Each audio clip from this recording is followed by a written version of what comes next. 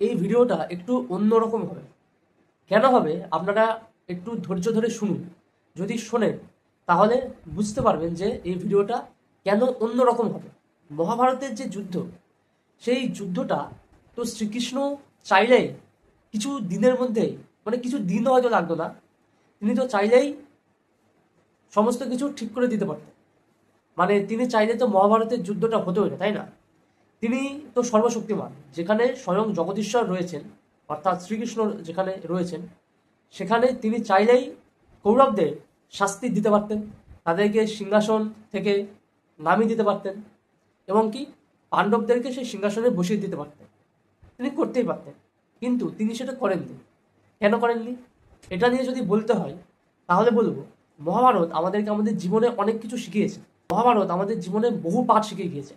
আমরা মহাভারত থেকে যদি এক একটা পয়েন্ট তুলি তাহলে আমরা দেখতে পাবো যে জীবনে কি কি জিনিস আমাদের করা উচিত এবং কি কি জিনিস আমাদের করা উচিত নয়, এবং কোন কোন কারণে এই মহাভারতটা হয়েছিল। এবং ঈশ্বর যদি নিজেই সবটা ঠিক করে দিতেন তাহলে এই শিক্ষাগুলো আমরা পেতাম না, তাহলে এই শিক্ষাগুলো সমাজে প্রচলিত হতো না।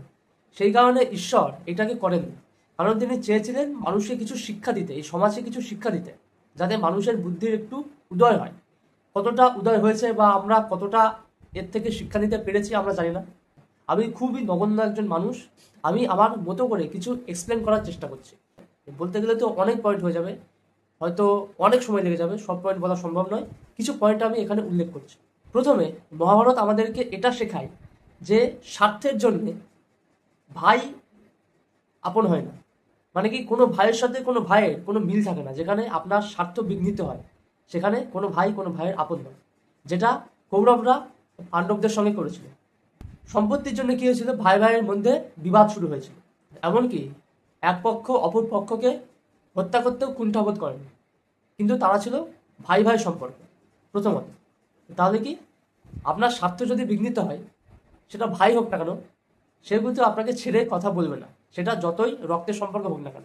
দ্বিতীয়ত হচ্ছে, আপনি যদি স্ত্রীকে সম্মান না করেন, মানে আপনি যদি নারীকে সম্মান না করেন, তাহলে কি হবে, আপনার জীবন চরম সর্বনাশের মুখে চলে যাবে। যেটা কিনা দুঃশাসনের সঙ্গে হয়েছিল।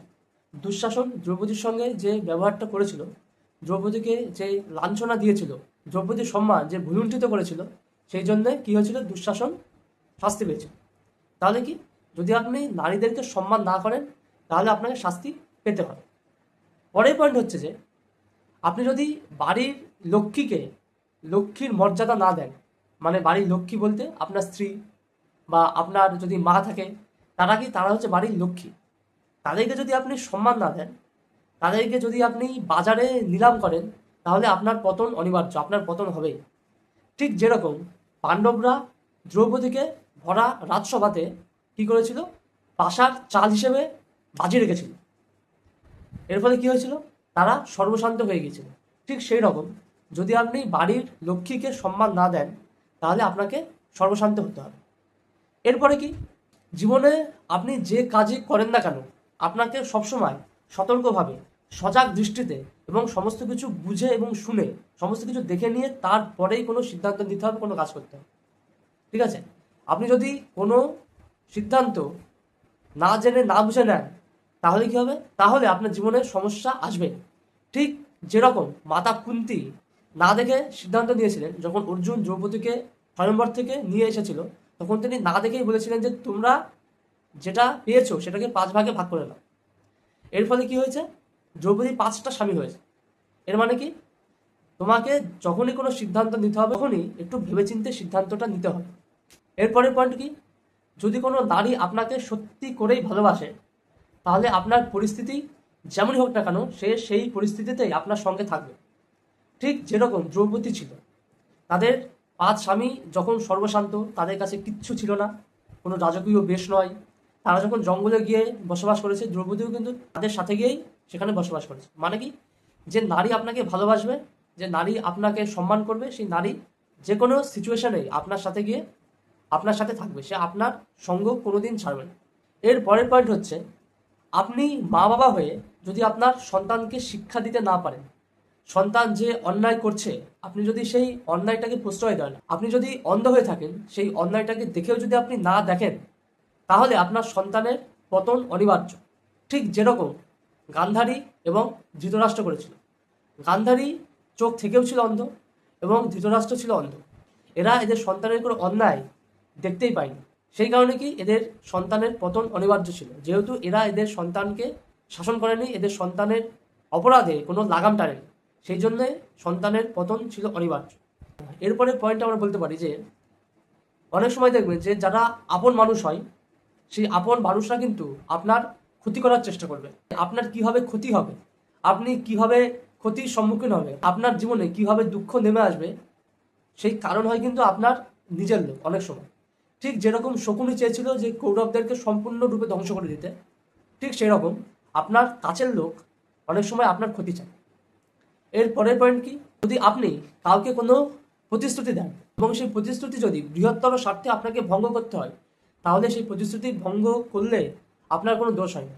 ঠিক যেরকম শ্রীকৃষ্ণ বলেছিলেন যে আমি যুদ্ধে কোনো রকম কোনো অস্ত্র ধরব না, কিন্তু তিনি পিতামহ ভীষ্মকে শিক্ষা দেওয়ার জন্য রথের চাকা তুলেছিলেন।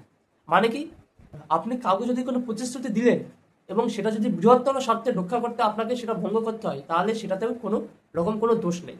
এরপরে হচ্ছে, আপনি যদি অন্যায়ের সঙ্গ দেন, আপনি যদি অন্যায় ঘটছে দেখেও কিছু না বলেন, আপনার খুব কাছের লোক, আপনার বন্ধু বা আপনার আত্মীয় যদি অন্যায় করে, সেই অন্যায়টাকে দেখেও যদি আপনার মনে হয় না যে এটা অন্যায়, আমার এটা বলা উচিত, আপনি যদি তার প্রতিবাদ না করেন, তাহলে আপনিও কিন্তু সমান দোষে দোষী।